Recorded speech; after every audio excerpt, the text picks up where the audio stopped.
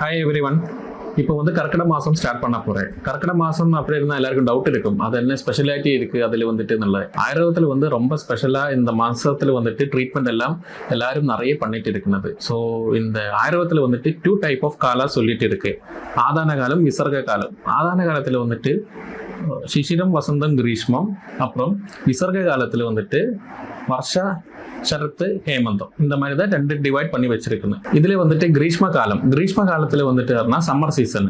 அப்புறம் வருஷ காலம். வருஷ காலம்னா ரெயின் சீசன். ஸோ இந்த 2 ருதுக்கள் மீன்ஸ் சீசன் ஜாயின் பண்ண இடத்தை தான் நம்ம ருது சந்தின்னு சொல்லிடுவேன். அது அந்த ருது சந்தி தான் கரக்கிடகம் மாசம்.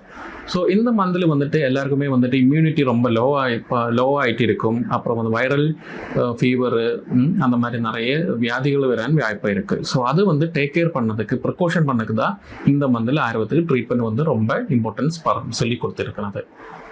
ஆயுர்வேதத்தில் வாதம், பித்தம், கஃபம் இதுல இக்விலிபிரியம் ஸ்டேஜில் தான் இருக்கணும். அது ஏதாவது இம்பேலன்ஸ் ஆகும்போது தான் டிசீஸ் எல்லாருக்கும் ப்ரொடியூஸ் ஆகிட்டு இருக்குன்னு. ஸோ இது ப்ராப்பர் பேலன்ஸ் பண்ணி வைக்கிறதுக்கு வேண்டியதான் ஆயுர்வேதத்தில் ட்ரீட்மெண்ட் கர்க்கிடக சிகிச்சை சொல்லியிருக்கிறது. எல்லாருக்குமே எல்லா சீசன்லும் ஏதாவது 2 தோஷம் மட்டும்தான் இம்பேலன்ஸ் இருக்கா. ஆனா இந்த ரிது சந்தி இல்லைன்னா கர்க்கிட மாசத்துல 3 தோஷம் அக்ரவேட் ஆயிடும்.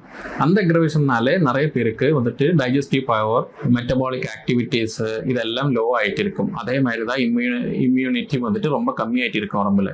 ஸோ அதை நம்ம ப்ரிகோஸ் பண்ணணும், இல்லைன்னா பூஸ்டப் பண்ணதுக்கு தான் இந்த மாதிரி ட்ரீட்மெண்ட் நம்ம சஜஸ்ட் பண்ணிருக்கலாம் ஆயுர்வேதத்தில். நெக்ஸ்ட் நம்ம என்ன அதோட ஸ்பெஷாலிட்டி என்னன்றது நெக்ஸ்ட் வீடியோ நமக்கு டிஸ்கஸ் பண்ணிக்கலாம்.